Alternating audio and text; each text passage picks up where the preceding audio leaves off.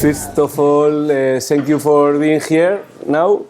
Also, thank you to Breaking Convention for inviting me to this conference. And also sorry for my English if I don't pronounce correctly all the words, but I'm going to do my best. So about me, I am a psychologist and anthropologist. I study both. And then I did a PhD in psychology in Barcelona, in the Autonomous University of Barcelona. And my PhD was in transpersonal psychology and holotropic breathwork. So I'm going to do a presentation of the research I did for my PhD. And now I am working as a psychotherapist in Barcelona, and I am very involved in the transpersonal movement.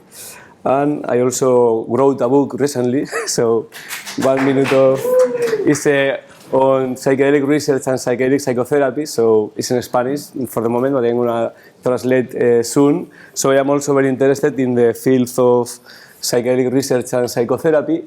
So, well, the outline of my presentation, I'm going to make a little introduction of why holotropic breathwork has a space in this conference also, and basically it's because Stan Grof was both involved in the psychedelic psychotherapy research field for 20 years, and then he develops the holotropic breathwork. And then I'm going to present one study, which is the study of the title of the presentation, effect of holotropic breathwork in levels of distress, meaning of life, and death, anxiety, and personality, a pilot study. If I have time, I'm going to outline a couple of things about a second study I did for my PhD and some conclusions. So, first of all, as I tell you, Stan Grof, all of you know him, so I'm not going to say a lot of things about him. Well, today is his birthday. He's doing 86 today. He born in 1931. So basically, to outline that he was doing psychedelic psychotherapy research, well, psychedelic research and then psychedelic psychotherapy research from 1956 to 1973, so almost 20 years. And he has been interested and involved in the field the rest of his life. He wrote some books on the field also.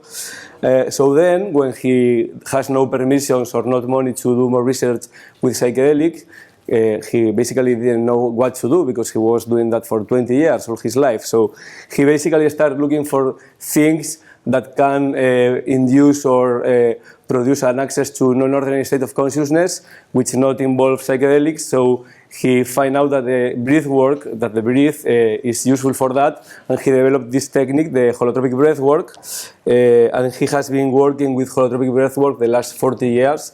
In fact, he's still active, and he was doing a holotropic breath work workshop where he was working like in the floor 2 months ago in the MAPS conference in San Francisco, and it's 85, so I mean, he has been around for a long time. And the holotropic breathwork basically is a voluntary hyperventilation technique, but it's not only a hyperventilation technique. It involves other elements, and Mendel was talking about this right now.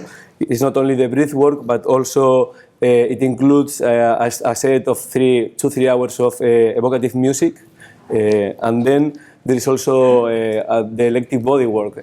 So during the breath work, and I'm going to show you a picture of a session, the person who is breathing is lying, he lies down, like in the psychedelic psychotherapy sessions, with I said, the music is in the room, is in couples, so one person is taking care of the person who is breathing, and there are the facilitators in the room. So there is the music, and if someone needs help, the facilitators go to the person, and they can do this selective body work also. So for calling the technique holotropic breath work, it might include the breathing, the evocative music, and the body work. And the session must last between 2 and 3 hours to call it holotropic breath work also. And usually it's done in groups, but it can be also done in individual setting.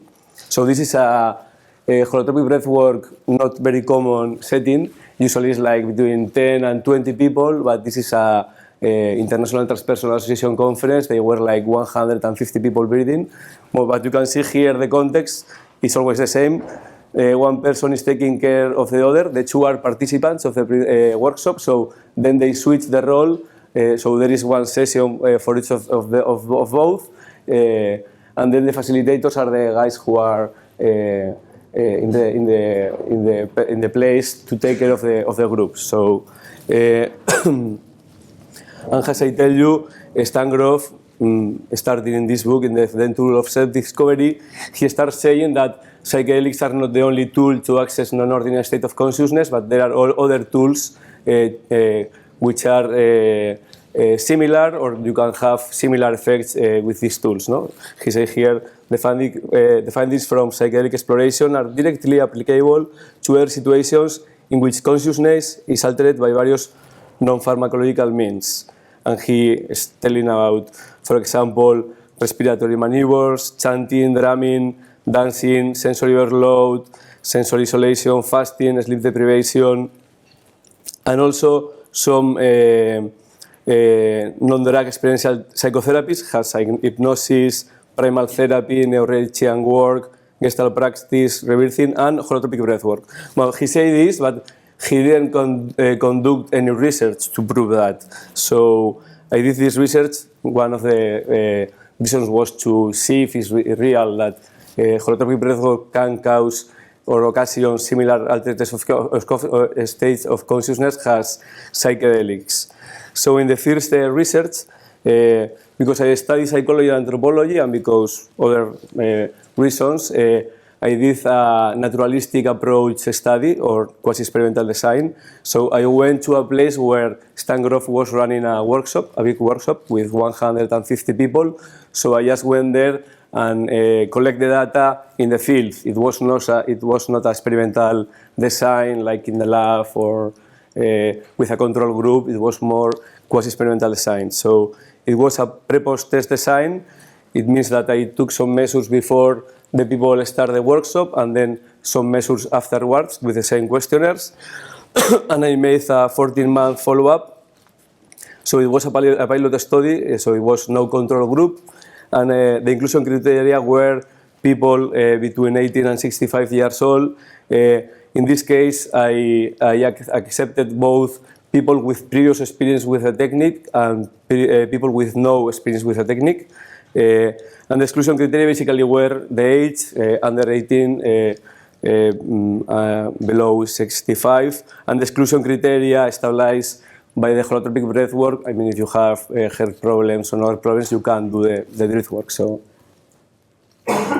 these were basically the exclusion criteria. Well, all of them were English-speaking American subjects also.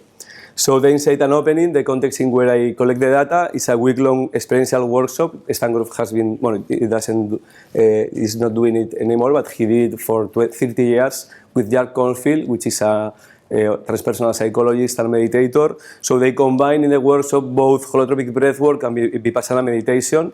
So they basically also give some lectures during the week.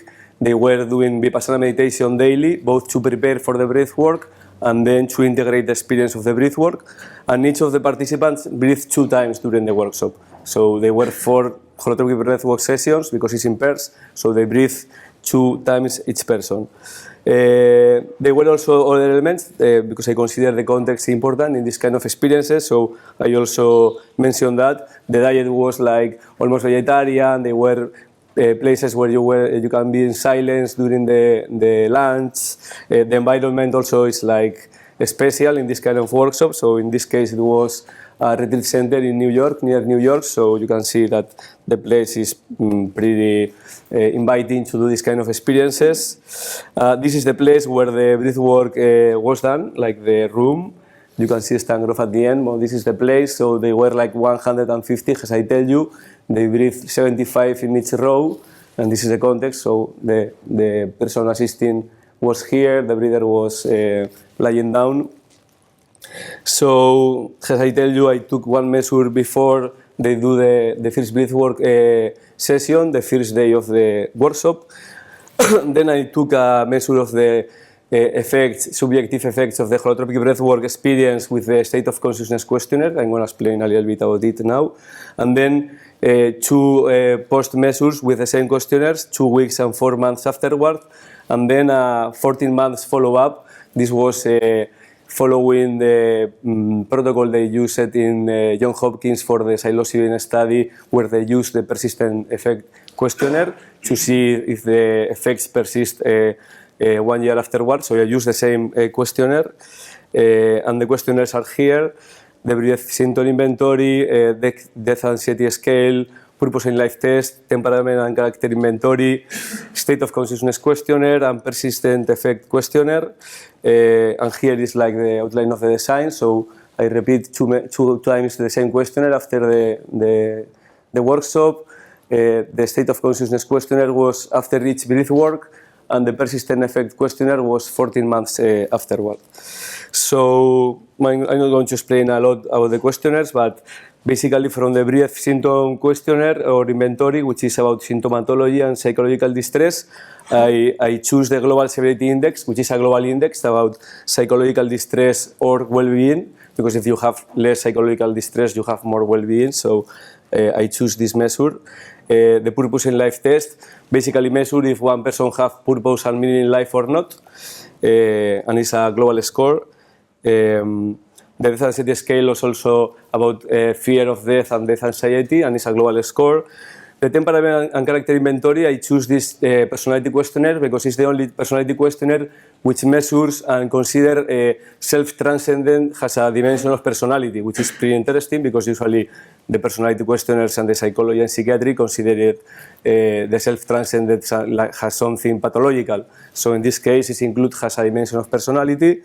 And in this case, I was looking for the changes in character dimensions because it's supposed that the temperament hasn't changed and the character can change with experience and time. So, and basically the dimensions I was looking were self-directedness, cooperation, and self-transcendence. Here I explain a little bit the main variables, what they mean, especially those three: self-direction, the personality dimensions. Self-direction is about the ability to control, regulate, and adapt behavior according to personal goals and values chosen by the individual. Yes? Excuse me, I'm really trying to hear what you're saying, but I feel you're speaking a little bit too fast. Okay, yeah, I can go slower. So, cooperation, the second dimension of personality, is about the capacity to accept, identify, and collaborate with other persons, and also the presence of ethics and prosocial behavior.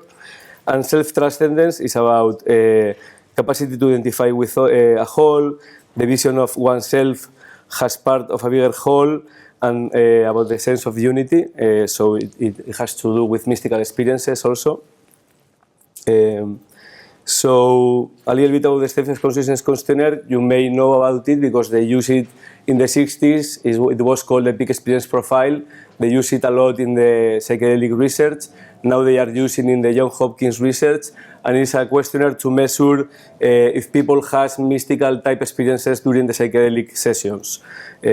So I use the same questionnaire to see if it's real that what Grof says about this technique inducing also non-ordinary state of consciousness and transpersonal experiences. So the sample, 52 people complete the questionnaire in the first measure, the pre-measure, but as the researchers in the room know, not everyone follow up every measure, so only 26 complete the two follow-ups, the first two follow-ups, so I include those in the presentation and in the dissertation. So the first thing about the results, which is interesting, is that the profile of the people in the study has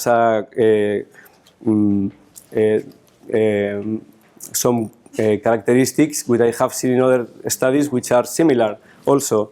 The first of them is that they have a moderately high level of distress compared with the average of the population of the questionnaires, of the questionnaire I used. So they have a higher level of distress compared with the average people. They also haven't had a clear purpose and meaning in life as a group, and especially this was interesting. They have a higher novelty seeking score in the personality questionnaire. This means that it's people who are looking for new experiences, and it makes sense because holotropic breathwork is not something that you find in the school or in the university or in the real life, so you need to seek for it. Also, they have low harm avoidance, so they don't have fear to new things, so they don't they don't avoid things that they feel they can harm them. So, and something new has holotropic breathwork also. For some people, it's like something that they avoid because they think it's gonna be harmful. So it makes sense also for me this, and especially they have a very high self-transcendent score even before the breathwork workshop. So it looks like the people who is looking for this kind of experiences and workshops, they already has had this kind of experiences in the past, and that's why they are looking for this context and this kind of experiences. Well, these are hypotheses. It's not conclusive, but it's what I think. So these are the results for the questionnaires, but I'm gonna go one by one. On the top, in the left, you can see the brief symptom inventory, the global severity index. You can see that there is a decrease after the workshop, 2 weeks afterwards, and it's still lower. The level of distress, psychological distress, is still lower 4 months afterward. If you see all the dimensions that are measured with this questionnaire, is pretty stable, and there is a decrease in almost all of them. This is just the 2 weeks afterwards, but in the 4 months afterwards also it is a similar pattern also, so the decrease is maintained 4 months afterwards. With the death anxiety scale, we also see a decrease, so they have less death anxiety and less fear to the death. So it was lower 2 weeks afterwards, and it was maintained 4 months afterwards. And in the purpose in life test, the score was higher, which means that they have more purpose and meaning in life after the experience with the workshop.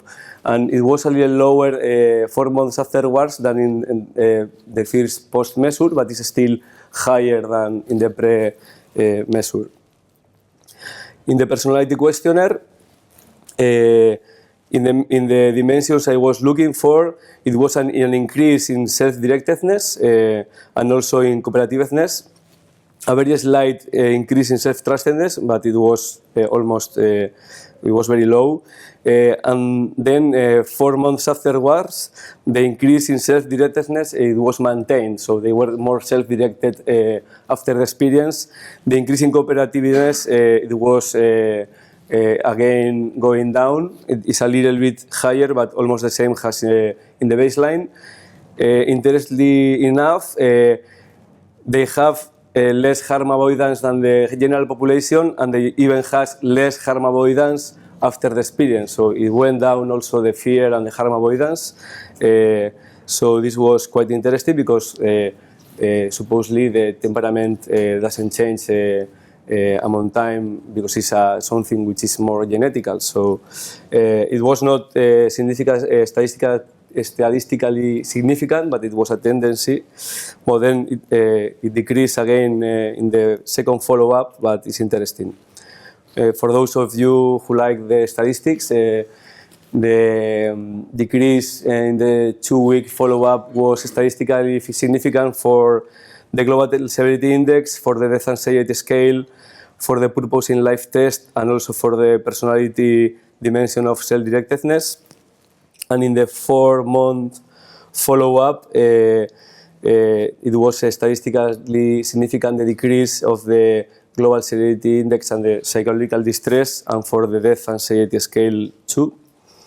So then we have the subjective experience during the workshop. So I use it after each of the breathworks. For those of you familiar with the questionnaire, for those of you are not, it measures different dimensions: internal unity, external unity, transcendence of time and space, ineffability, sacredness, noetic quality, and deep felt positive mood. The experience as a group was not very intense, but it was quite intense for being experiencing a non-ordinary state of consciousness. And if you can see, the pattern is almost the same in each experience. So it's like there is like a pattern with the holotropic breathwork in terms of intensity taking into account the group. So this was also quite interesting. It's also interesting that the higher score, it was in the dimension of deeply felt positive mood, which means that the people really experienced the experience of the holotropic breathwork has positive, not has negative.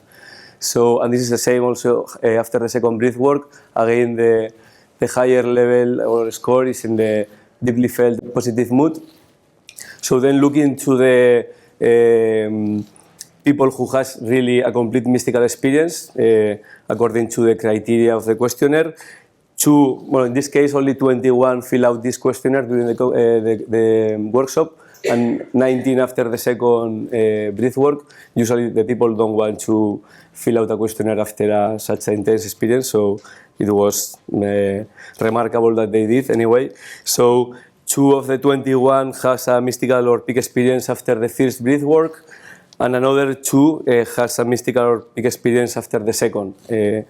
So it's the 9.5% from the people who really fill out it. So we don't know from the whole group, but still it's remarkable that some people has this kind of experience in this context, and another 2, which is 10% more or less after the second.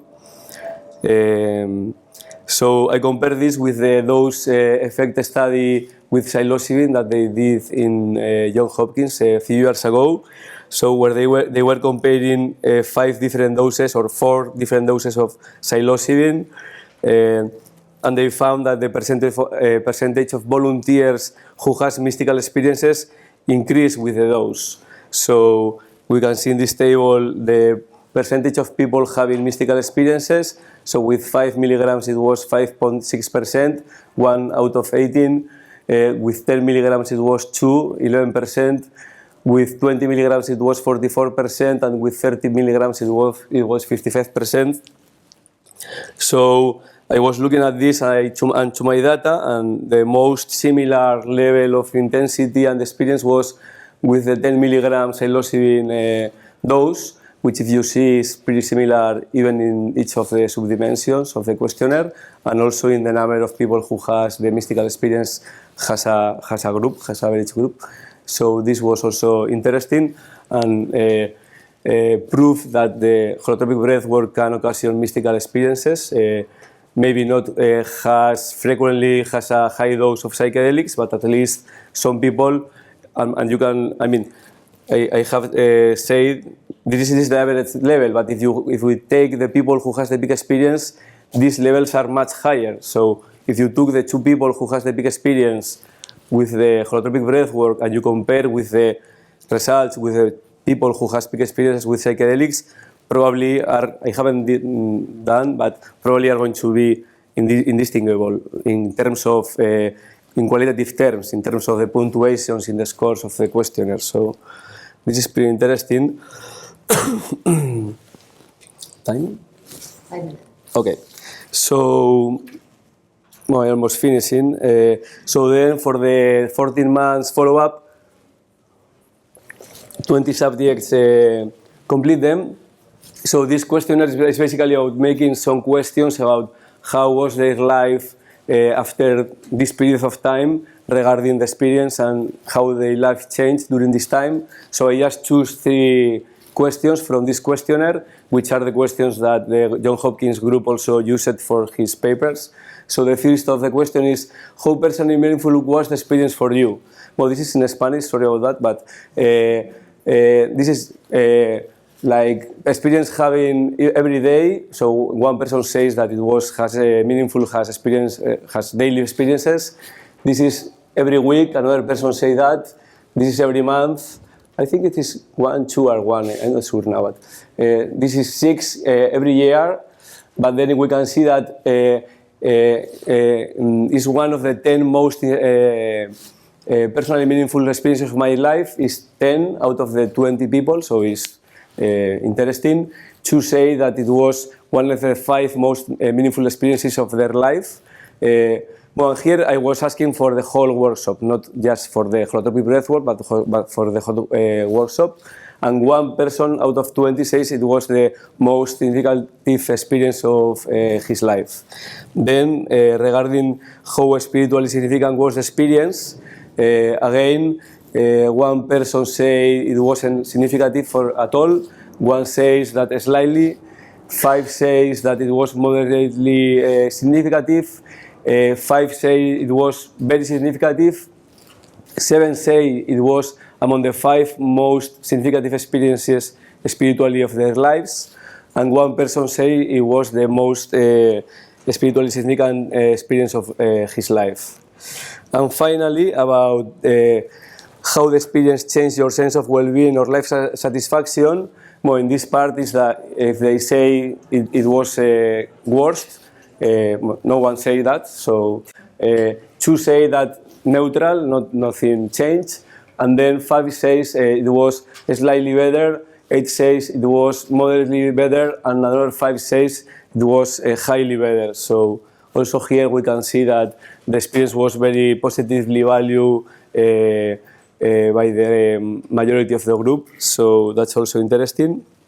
Limitations of the study: it was a non-randomized study, a no control group, it was a pilot study, the sample was small, the participation in the study was volunteer, so from the 150 they participated the ones who wanted to fill out the questionnaire, so this is a limitation. And also the workshop includes other elements besides holotropic breathwork, so we can make statements about holotropic breathwork just with the state of consciousness questionnaire, but for the rest is just looking at the workshop in general, so it's also the meditation and the lectures and environment and all this. Conclusions, bueno, as I say at the beginning, they have a different pattern or characteristics at the beginning, this group in particular. And then we see that there are some change over time. There is the reduction in psychological distress, the increase in purpose and meaning in life, a significant increase in self-directedness, the reduction in harm avoidance, and the increase in cooperativeness, but those were lower 4 months afterwards. And also we see that the holotropic breathwork can occasion mystical type experiences in the context of this week-long workshop. So, well, that's all. I have the second, but I don't have time. So, future projects to validate the results of this study with a bigger sample, to develop a larger randomized and placebo-controlled study. I put placebo because it's difficult to have a placebo with breathwork, because if you do breathwork, you know that you are doing breathwork. I mean, you can make a double blind. So, to develop similar study in other contexts to see if it also works in the same way if there is a training or if there is a weekend workshop or if in an individual setting or in a controlled setting. So there are a lot of things that can be done. And I think that a placebo-controlled randomized study assessing the efficacy of holotropic breathwork in patient populations for the treatment of a particular condition could be designed and carried out as the next step, as they are doing with psychedelics, with MDMA or with psilocybin. But I think it can be done and it's possible and it's cheaper than doing this with psychedelics, I think. So I think this is the next step in this field. And thank you very much for your attention.